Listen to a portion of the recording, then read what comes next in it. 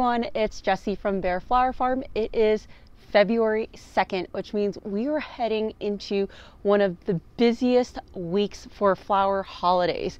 So if you're new to my channel, I am in my third year of flower farming. This is my second winter of winter forcing tulips.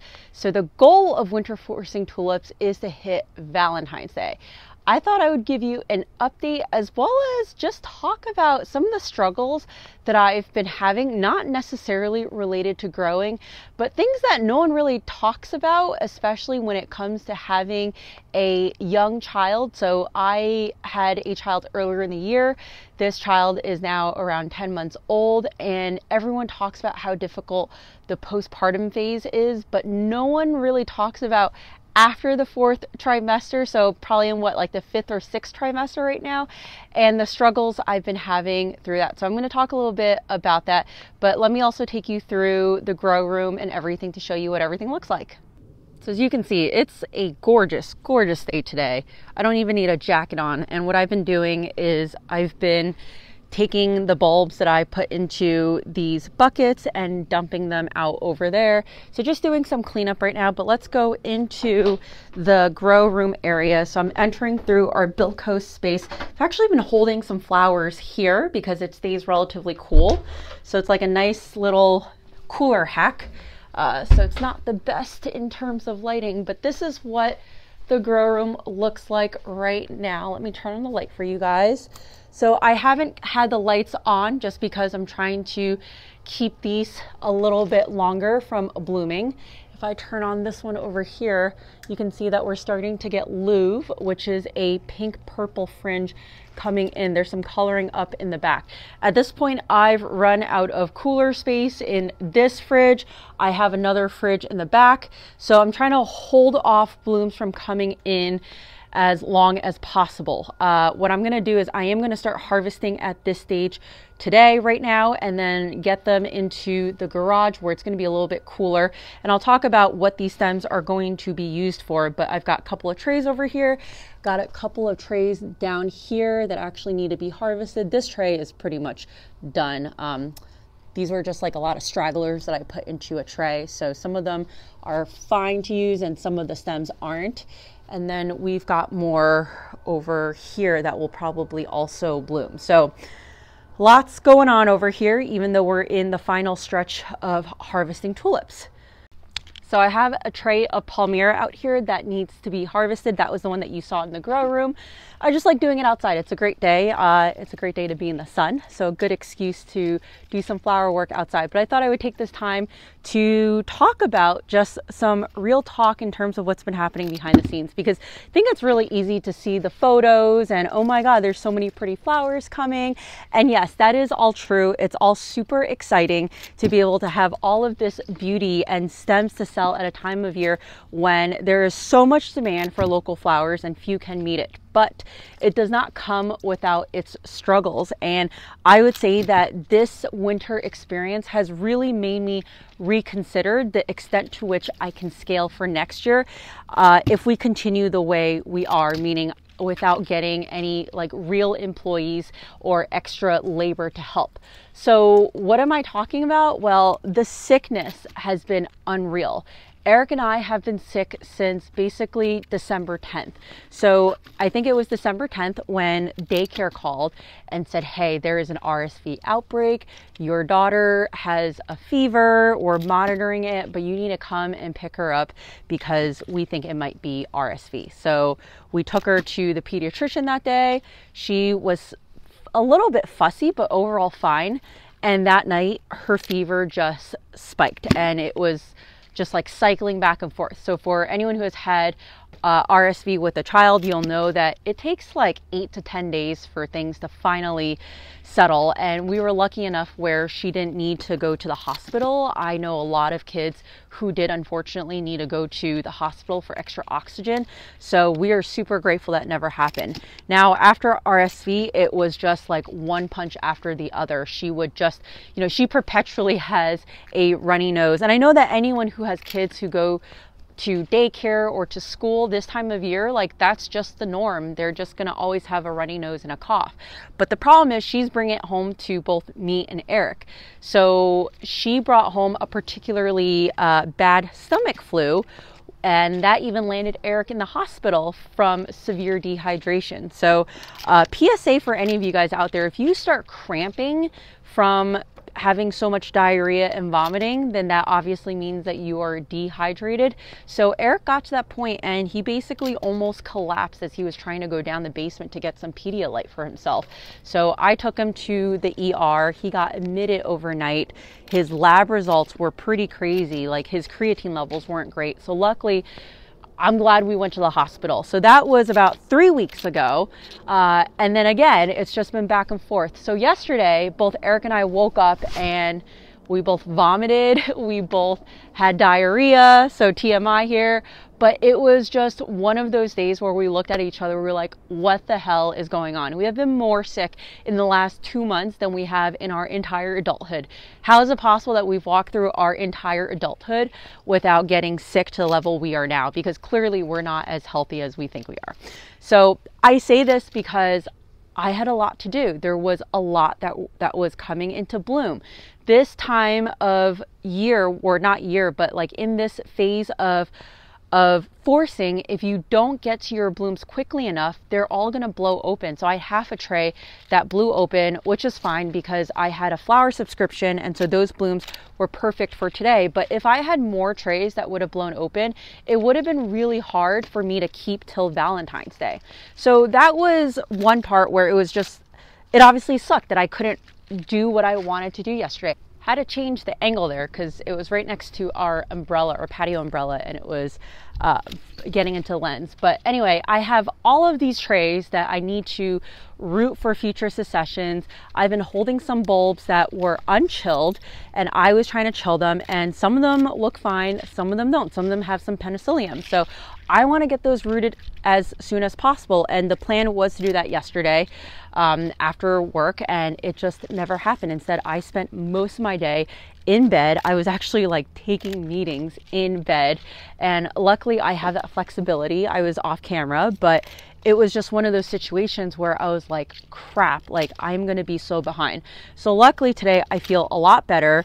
I'm not at the point where I feel like I should be rooting, because rooting isn't just putting bulbs into a tray. It's also putting water in there, carrying them back and forth. I find that if I'm carrying heavy stuff, like even my 20-year-old kid, I get out of breath really quickly because of just the state that I'm in right now. So all this to say, it's made me reconsider next year, because winter is going to probably be brutal again from a sickness perspective. And I just don't know realistically if it makes sense for me to try to double production, because that was my goal. It was to double what I was doing this year. And a part of me is like, yeah, like just hire help and do it. And another part of me is like, why? I think that in a world of business, just like, or I think in a world where you see everyone constantly chasing after bigger goals to grow bigger every single year, it gets really easy to get caught up on, hey, I want to do more the year after. But I think that sometimes it's fine to assess the situation and say, maybe that doesn't make sense for me. Maybe it's fine for me to stay where I am, if not scale back a bit. And that's where I am right now with winter tulips. I think that I have capacity to do more outside of the Valentine's Day successions. But I think that for Valentine's Day, doing like 2,000 stems is probably my peak if I don't have some kind of consistent help with the rooting and with the harvesting throughout the couple of weeks leading up to Valentine's Day. I'm also mindful that as my 10-month-old becomes a toddler, she is also going to be a lot more difficult to watch and manage. So in the first couple of months, it was easy in some ways to watch her because you could just leave her in one spot and she wouldn't move. Well, now she's crawling and I think she's pretty close to walking. So I can totally see how next winter it is going to be a lot harder for me to have this downtime, especially on the weekends, unless if I find additional childcare to help watch her. So there's really two ways out of this. It's one, you hire someone to watch your child, or two, you hire someone to help you with this stuff. And right now, so far, I've only hired someone to drive my CSA deliveries, which has been awesome. Like today, the person came and it was just such a mental relief to know that I wasn't feeling well and I didn't have to go like on a 2-hour run. So that's been great. I'm back and forth on just hiring someone for the hydroponics piece of it, because even though it's not rocket science, it's also not as straightforward. So there's a lot of training involved, and just thinking about who is the type of person who not only would stay for the season, but would potentially come back again in the future. And then there's also this other part where Eric, my husband, would potentially play a greater role. It's just that we're both getting sick at the same time. So it's kind of hard for him to play that role right now. And I guess that's the thing. It's just that people talk about kids getting sick when they go to daycare. I've been warned, but I think it's just the magnitude of the sickness and what it does for you on a day-to-day basis that I was really unprepared for. I think that for the most part, at least throughout the last 2 months when I was sick, I was still able to be somewhat productive, but there was a good 2 times where I just had to be in bed. It was like you have the chills. It almost felt like the flu. So it was just something that was, I guess, unexpected, which I felt like for the most part, I had come into pregnancy with very low expectations, and therefore I was able to manage what happened really well because it went above my expectations. I did not have low expectations for this time of year, and I feel like I really got steamrolled with all of the germs. And yeah, it's definitely taken both a physical and a mental toll on myself. Like, you'll see that I haven't done as many YouTube videos. It's just, I want to take the time to just chill out and recover. So anyway, I thought that would be helpful for anyone who is considering doing something like this in the winter and has young kids, or maybe you aren't doing something like this, but you have young, or you're pregnant and you don't know what to expect. I think it's just, for me, the first 6 months postpartum were not as bad as I thought they were going to be. It's after the 6 months when my child started going to daycare and the flu season started picking up that things really became challenging for us. All right, so enough talk on that. This is what I just harvested. This is Palmera. She is a double with a really gorgeous, like dark, moody mauve purple. And I cannot wait for her to really open up. Like, you can kind of see her color in some of these stems. So this is a really good phase to harvest her, especially if you need her a week later and you don't have a proper cooler that is going to be at like 34, 35 degrees. These will go into my garage or the Bilco area.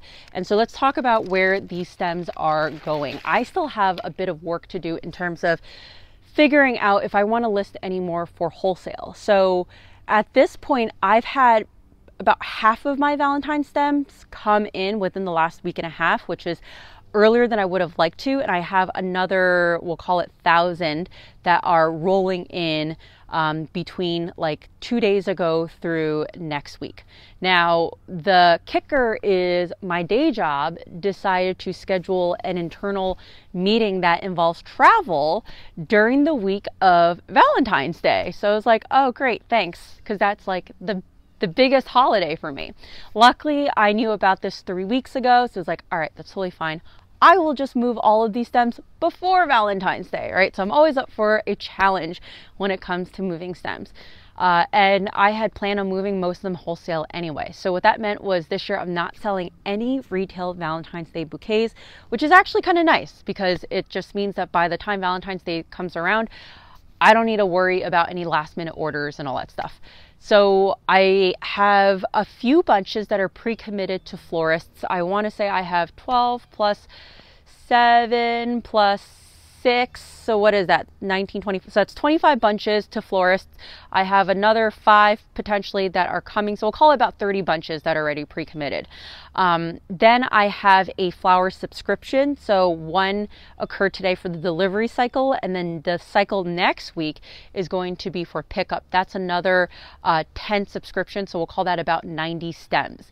Now, even though that is after Valentine's Day, most of my stems will be coming in the next few days, and I don't think I'm going to have any that are going to come on that Friday before the flower subscription. So I want to make sure that I reserve enough for that. And to add on top of that, the weekend after Valentine's Day, I have a couple of orders for like events that are going on, and then we also have a local firehouse fundraiser where I am donating stems. So I've got this puzzle where I've got about, I don't know, like 1,500 stems that I need to push. I've got a few hundred that are committed, but then my solution for trying to move as many stems as possible was through a bouquet bar. So I have a bouquet bar that I am hosting with a small business in town, and I've been doing a lot of marketing on that. So I'm going to do a separate video on the bouquet bar. I'll talk about what that marketing looks like, but here's the problem. I have no idea how many are going to show up to that bouquet bar. I've been doing a Facebook event, and so far 35 people have said they're interested. I know that other people on Instagram are also interested, but like, how many people out of that 35 are going to actually come? I was talking to my husband this morning. I was like, out of 35 people, how many think will actually show up? He goes, probably like 20%. So that's like 6 people, which doesn't help, because at a bouquet bar, you want it to look full and lush. So you definitely want to bring in a lot more stems than what people are going to come in for. But at the same time, you don't want to be stuck with so many stems after that, then it becomes hard to move. So I think my plan is I'm going to reserve whatever stems get left over for the firehouse fundraiser, because I can definitely hold those for another week, even if they are a bit open in a chilled area, because they just need to look nice for one day. So that is my plan for that.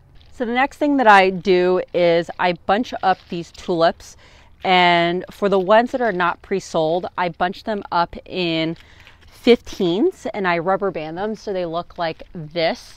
And then I put a sleeve over them, and then I put them into a bucket. So what I found is that if you don't sleeve them and if you don't rubber band them, what's going to happen is if they go sideways at all into the container, they're going to start growing sideways. So you want to make sure that you try to keep them as straight as possible. Sometimes I'll even do multiple rubber bands. So some down here, some up here, and then a sleeve to make sure that they don't grow all wonky. And that is especially important if you are doing dry storage, meaning no water, regardless if it's bulb on or bulb off. But these are only a week away from needing to be used, so that's why it's bulb off. And realistically speaking, I don't have enough space to keep the bulb on anyway. So I'm going to process these and then put them into buckets.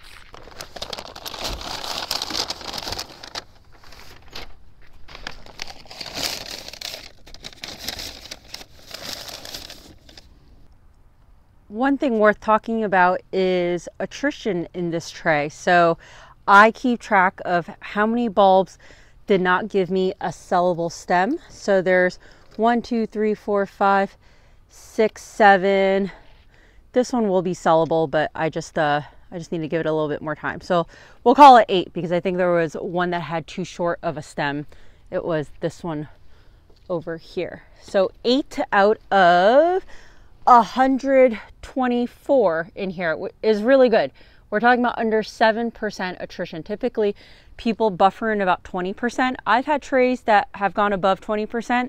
This is a really good tray, and I always try to take note to make sure I'm doing everything in my power to make sure that I minimize the attrition, because obviously each bulb that you lose is about $2 in revenue, or a little over $1 in profit. So all of it does add up over time. I mean, if you think about I'm doing 10,000 bulbs.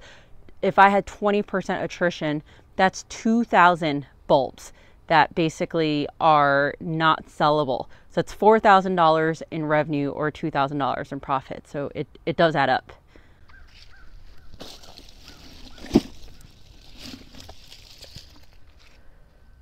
The deer are going to be very, very happy today.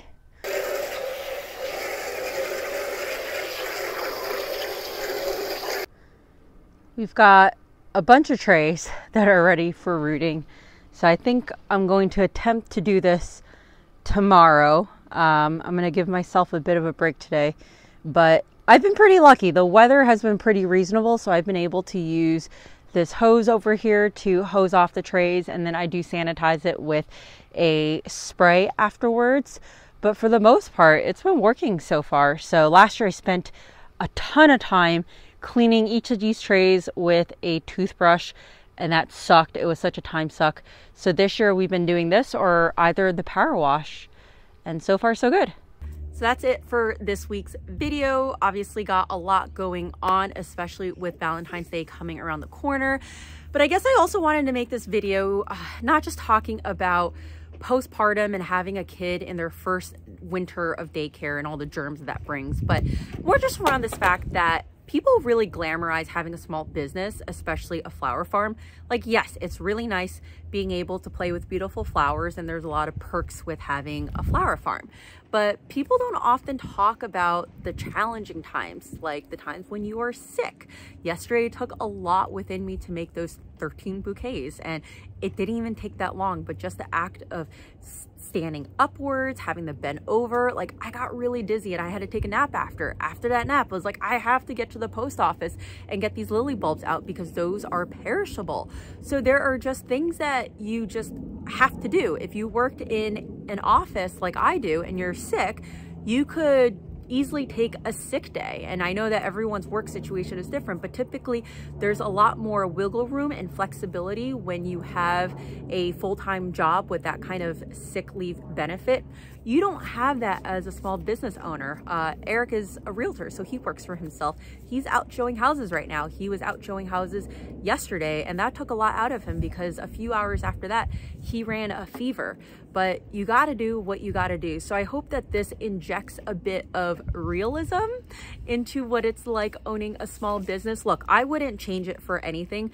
I think that the advantages obviously more than outweigh the disadvantages, but it is something that people need to understand, that it's not just a smooth roller coaster. And my kid is now getting a little bit fussy, so I am going to log off, but I hope everyone stays healthy for the rest of the season, and I will see you in the next video.